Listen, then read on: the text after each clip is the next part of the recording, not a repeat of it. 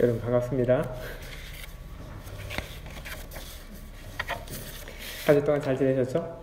네. 날씨가 많이 추웠는데 그래도 불구하고 건강한 모습으로 오늘 여러분들을 다시 볼 수가 있어서 무척 기쁘게 생각합니다. 잘 오셨습니다. 우리 함께 기도하겠습니다.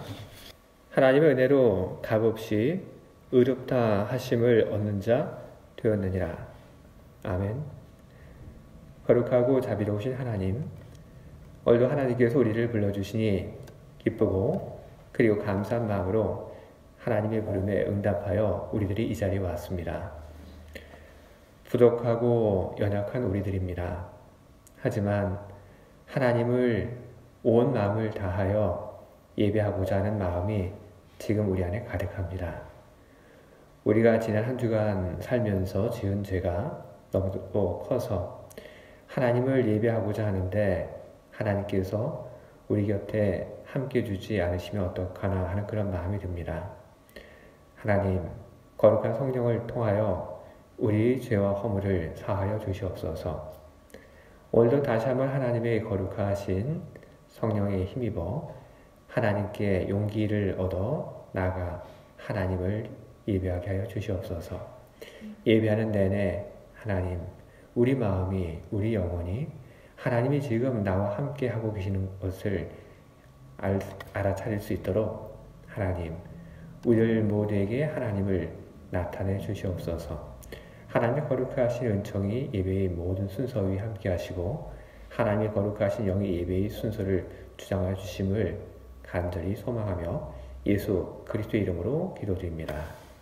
아멘. 여러분, 이제 여러분과 함께 나눌 하나님 말씀을 보겠습니다.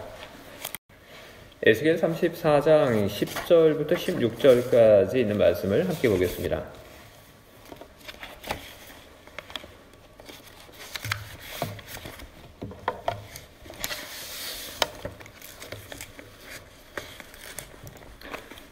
주 여호와께서 이같이 말씀하시되 내가 목자들을 대적하여 내 양떼를 그들의 손에서 찾으리니 목자들이 양을 먹이지 못할 뿐 아니라 그들이 다시는 자기도 먹이지 못할지라. 내가 내 양을 그들의 입에서 건져내어서 다시는 그 먹이가 되지 아니하게 하리라. 주 여호와께서 이같이 말씀하셨느니라. 나 곧 내가 내 양을 찾고 찾되 목자가 양 가운데 있는 날에 양이 흩어졌으면 그 때를 찾는 것 같이 내가 내 양을 찾아서 흐리고 캄캄한 날에 그 흩어진 모든 곳에서 그것들을 건져낼지라. 내가 그것들을 만민 가운데서 끌어내며 여러 백성 가운데서 모아 그 본토로 데리고 가서 이스라엘 산 위에와 시냇가에와 그 땅 모든 거주지에서 먹이되 좋은 꿀을 먹이고 그 우리를 이스라엘 높은 산에 두리니 그것들이 그곳에 있는 좋은 우리에 누워있으며 이스라엘 산에서 살찐 꿀을 먹으리라. 내가 친히 내 양의 목자가 되어 그것들을 누워있게 할지라. 주 여호와의 말씀이니라. 그 잃어버린 자를 내가 찾으며 쫓기는 자를 내가 돌아오게 하며 상한 자를 내가 싸매주며 병든 자를 내가 강하게 하려니와 살찐 자와 강한 자는 내가 없애고 정의대로 그것들을 먹이리라. 아멘.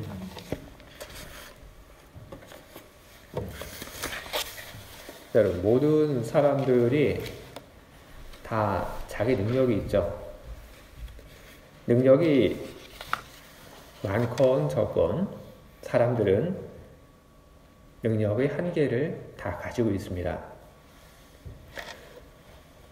오늘 우리가 읽은 이 본문 속에 목자에 대한 얘기가 나오는데 목자 한 명이 돌볼 수 있는 양이 과연 몇 마리일까요? 여러분 혹시 과거에 양이나 염소 혹은 이런 것들 좀 돌봐보신 그런 경험이 있으신가요? 저도 별로 없는데 그래서 저도 잘 모르겠더라고요. 도대체 한 사람이 돌볼 수 있는 이 양이 몇 마리까지일까? 근데 그 순간 제 머릿속에 탁 스치고 지나가는 생각이 하나 있었습니다. 바로 예수님 이야기. 예수님께서 이야기하신 것 중에 길 잃어버린 양의 비유가 있습니다.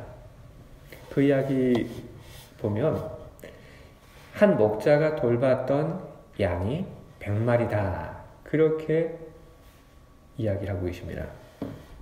한 목자가 양을 100마리 이렇게 돌본다고 해요. 이게 평범하고 이게 보통일 그런 일일까요? 저는 제가 읽었던 어떤 글에서 또 이런 이야기를 봤습니다. 목자 한 사람이 돌볼 수 있는 양이 평균 20에서 50마리다. 아마 숙련도에 따라서 좀 이 숫자가 좀 왔다 갔다 하는 것이 아닌가 싶습니다. 초보자는 한 20마리까지, 그리고 양을 친 그 경험이 많은 사람은 최대 한 50마리까지 양을 돌볼 수 있는 것이 아닌가 그런 생각을 합니다. 근데 목자 한 사람이 숙련된 사람이라고 해도 양을 한 50마리까지 돌볼 수 있는데 예수님께서는 100마리 그렇게 얘기를 하셨습니다. 저는 예수님께서 한 목자가 돌본 그 양이 100마리다 이렇게 이야기하신 것이 당시에 목자 한 명이 양을 100마리 돌보는 것이 보통이고 평균이었기 때문에 그런 얘기를 하신 것이 난 아니라고 저는 생각합니다. 오히려 한 마리의 양의 그 소중함을 예수님께서 이야기하기 위해서 가능하면은 한 목자가 돌볼 수 있는 그 양이 몇 마리까지일까? 그 가능한 숫자를 아마 최대까지 끌어올려서 100마리다. 그렇게 말씀하신 것이 아닌가. 저는 그렇게 생각을 하고 있습니다. 근데 예수님께서 아무리 한 영혼이 귀하다고 해도 한 목자가 돌보는 양을 1000마리, 2000마리 그렇게 이야기는 하지 않으셨습니다. 그렇게 된다면 비현실적이라고 그렇게 사람들이 생각할 수 있으니까 100마리 이렇게 얘기를 하셨습니다.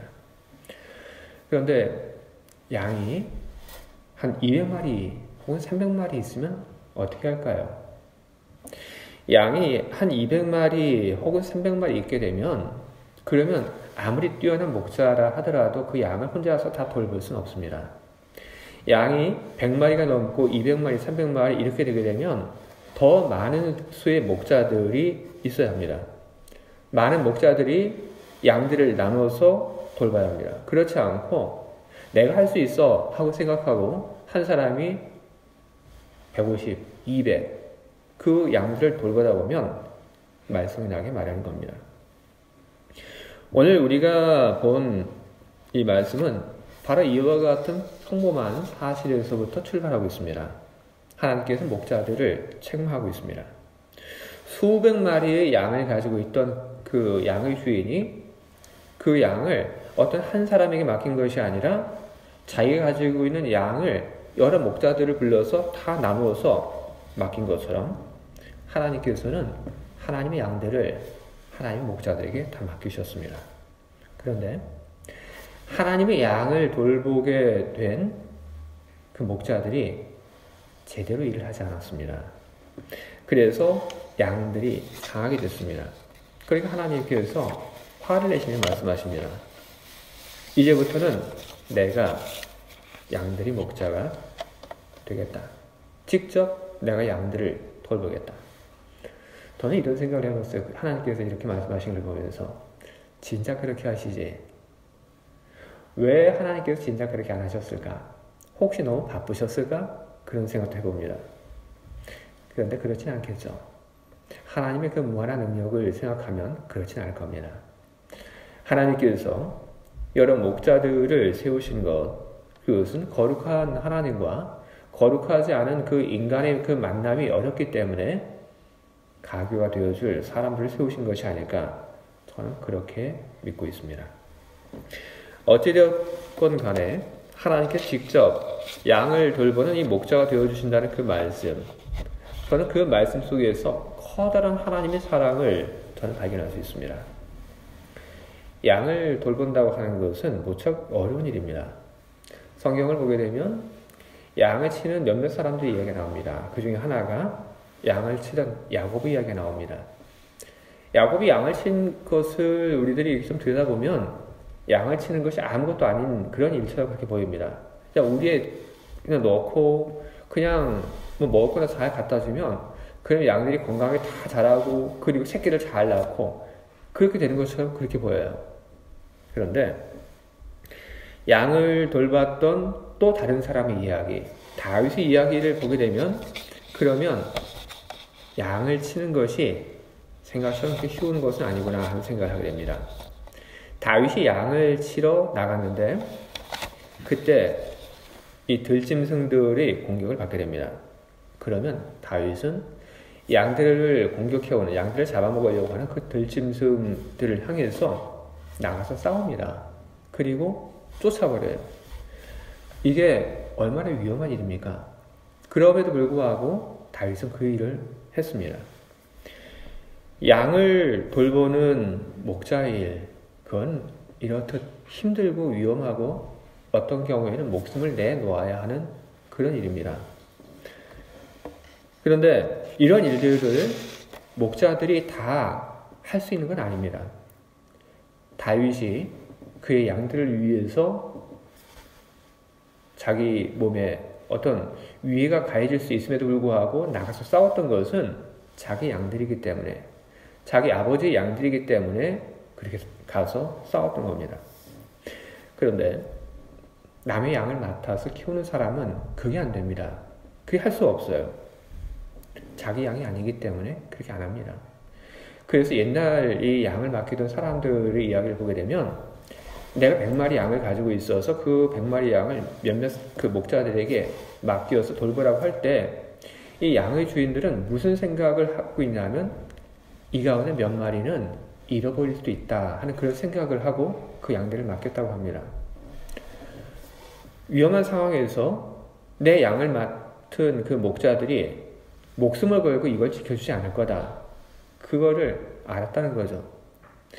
그리고 어떤 경우에는 이 양들이 길을 잃어버려서 그래서 양들이 그냥 어디 갔는지 모르고 잃어버린 경우도 있을 거다.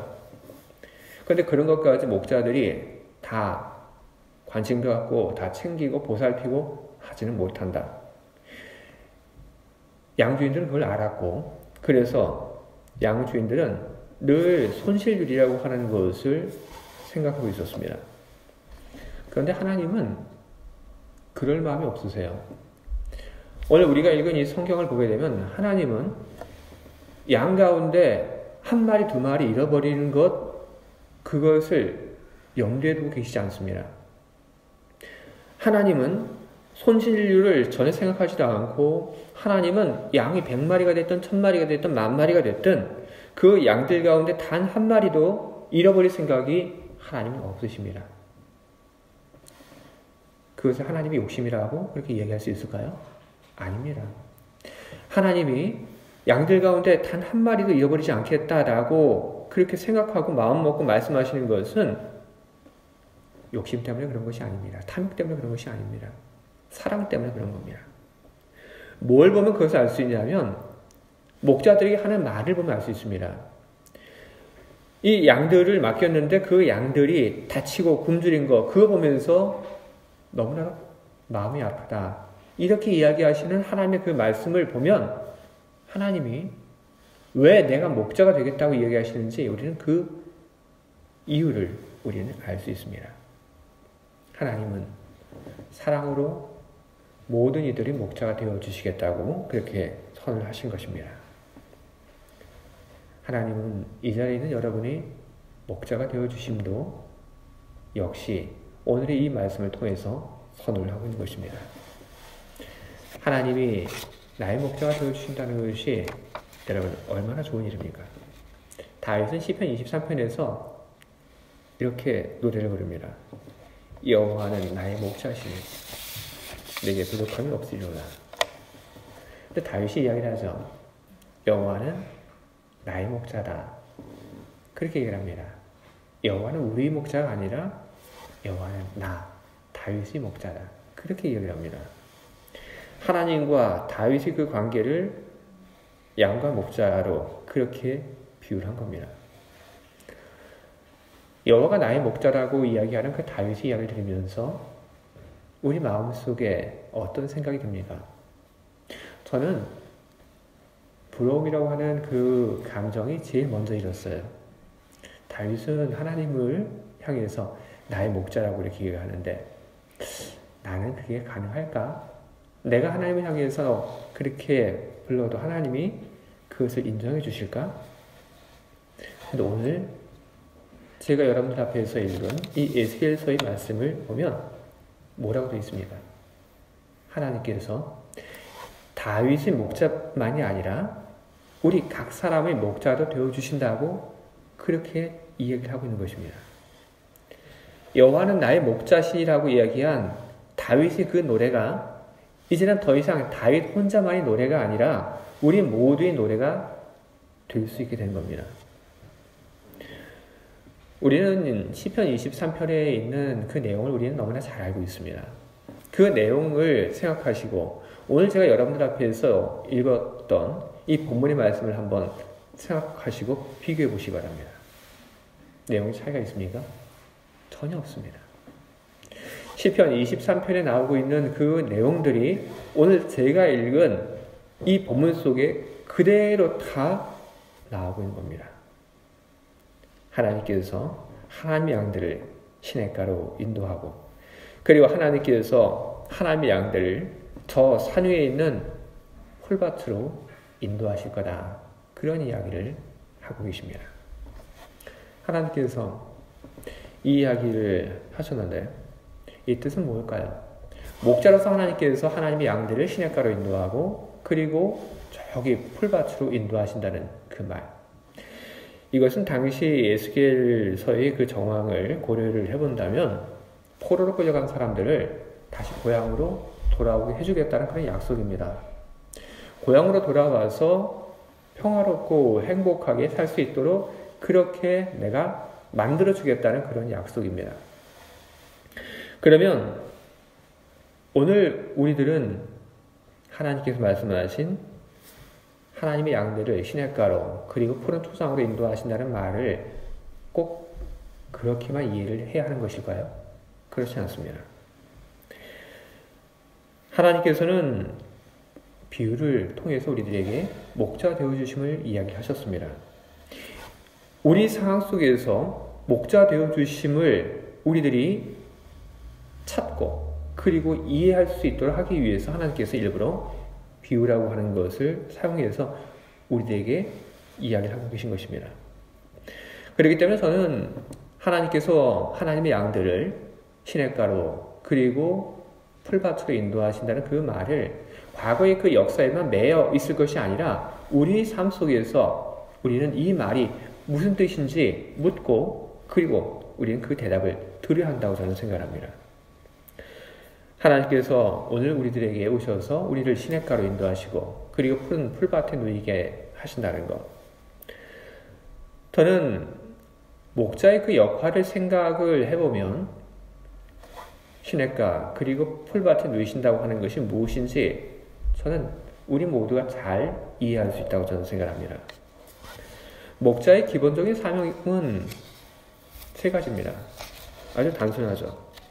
목자의 기본적인 사명은 양들을 먹이는 겁니다. 그리고 양들을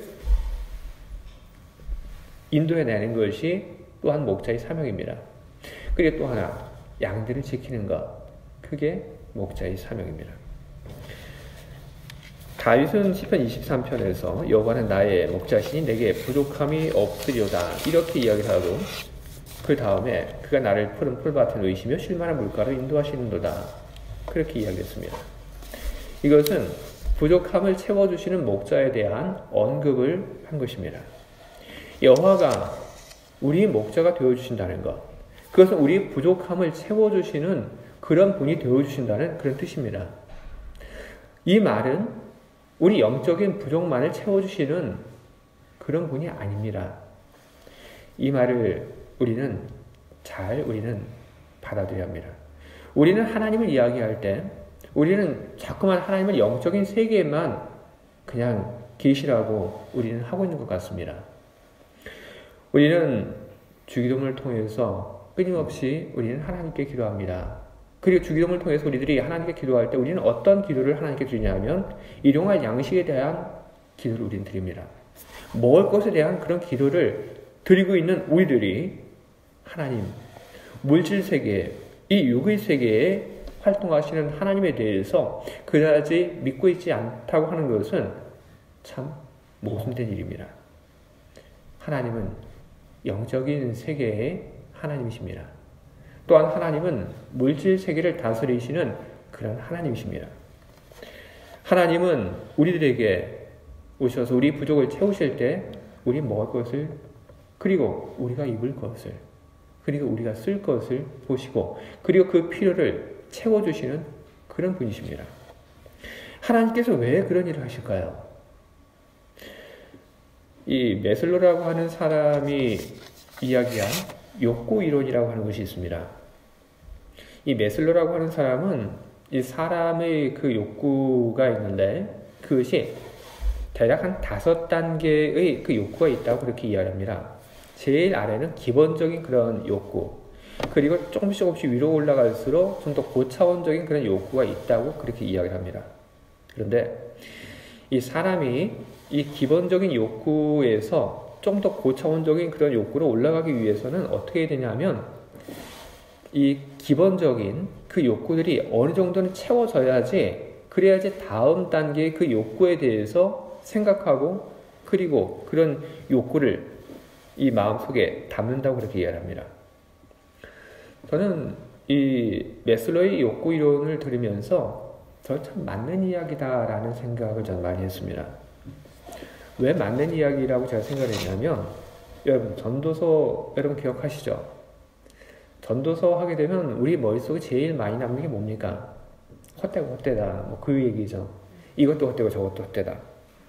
그런데 헛되고 헛되다고 이야기한 그 사람은 도대체 어떤 사람입니까? 어떤 사람이에요, 그 사람이? 해볼 거 다 해본 사람이죠. 그렇죠? 해볼 거 다 해보고, 그리고 너무 많이 해서 실증이 나고 더 이상 관심이 없는 사람이 그 얘기를 한 겁니다. 헛되고 헛되다. 좋은 거 다 먹어봤죠. 그래서 이제는 뭐 갖다 놔도 별로 관심이 없어요. 그리고 좋은 옷도 다 입어봤죠. 그리고 다 놀아봤죠. 연애도 엄청 많이 해봤죠. 그러고 나니까 이제 그게 싫은 거예요. 실증이 나는 거예요. 지긋지긋한 거예요. 그러고 나니까 또 뭐 다른 거, 다른 욕구, 그런 걸 그 경험하면서 이 사람이 어디에 이르게 되냐면 영적인 것, 하나님, 그렇게 이르게 된 겁니다. 여러분, 이건 당연한 일들입니다.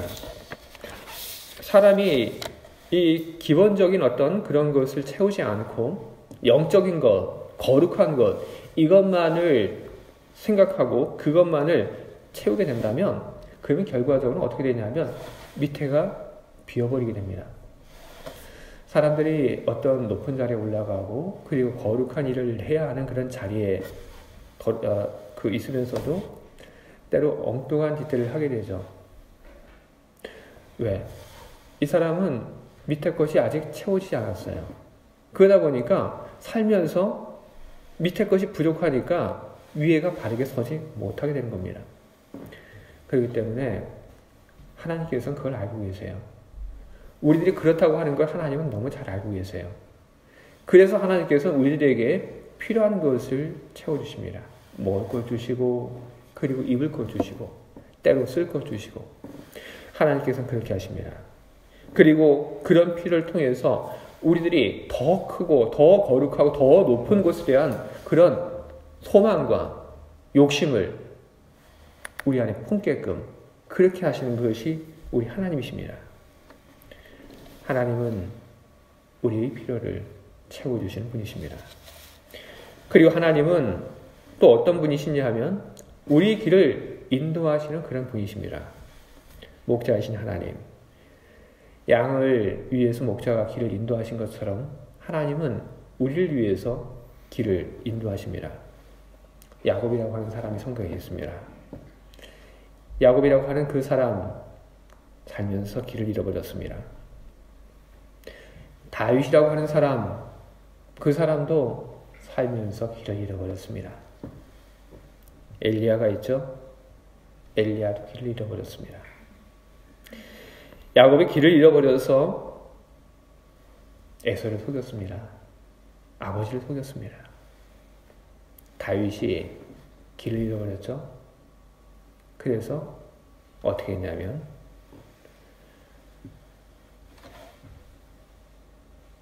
우리아를 죽게 했습니다. 엘리야가 길을 잃어버렸죠? 어떻게 합니까? 힘이 다 빠져서 뭘 해야 될지 몰라서 길바닥에 주저앉았습니다. 길을 잃어버린다고 하는 것은 여러분 이런 겁니다. 꼭 미래를 위해서 내가 뭘 해야 될지 모르는 것만 길을 잃어버린 것이 아닙니다. 사람의 그 도리를 잃어버린 것, 여러분 그것도 길을 잃어버린 겁니다. 그 길을 잃어버렸기 때문에 야곱이, 다윗이 해서는 안 되는 그런 일들을 하게 됐던 겁니다. 길을 잃어버렸다고 하는 것은 소망을 잃어버렸다는 그런 말이기도 합니다. 그래서 엘리야가 주저앉았던 것입니다. 그런데 하나님은 길을 잃어버린 사람에게 어떻게 하셨습니까? 하나님은 그냥 내버려두지 않으셨습니다. 하나님은 길을 잃어버린 사람에게 오셨습니다. 그리고 길을 잃어버린 사람에게 오신 하나님은 길을 잃어버린 사람에게 길을 알려주셨고 그리고 이끌어내셨습니다. 하나님은 오늘도 우리들에게 그렇게 하고 계십니다. 그리고 하나님은 우리 영혼과 우리 생명을 지키는 그런 분이십니다. 우리 필요를 영육간에 채우고 그리고 우리 길을 이끌고 그리고 우리 생명과 우리 영혼을 보존케 하시는 분, 그 하나님을 향해서 우리는 우리 목자이십니다. 우리는 그렇게 이야기할 수 있는 겁니다. 여호와께서 나의 목자이십니다. 여러분 그것은 나의 주장이 아닙니다. 여호와께서 나의 목자이십니다. 그것은 하나님의 약속인 것입니다. 하나님은 우리들에게 이야기를 하고 계십니다. 힘들 때, 그리고 길을 잃어버릴 때, 위험할 때 기대라. 나에게 기대라. 하나님은 그렇게 이야기하고 계십니다.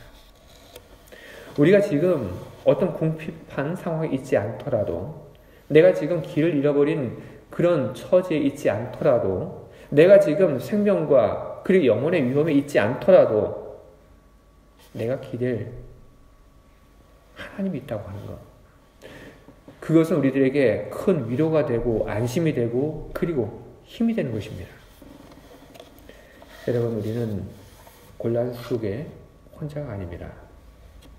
하나님, 그 하나님께서 우리들에게 이야기를 하고 계십니다. 내가 너의 목자다. 나에게 기대라. 내가 너의 목자다. 너의 필요를 채워주겠다. 우리는 하나님께서 우리의 목자 되심을 우리는 잊지 말아야 할 것입니다.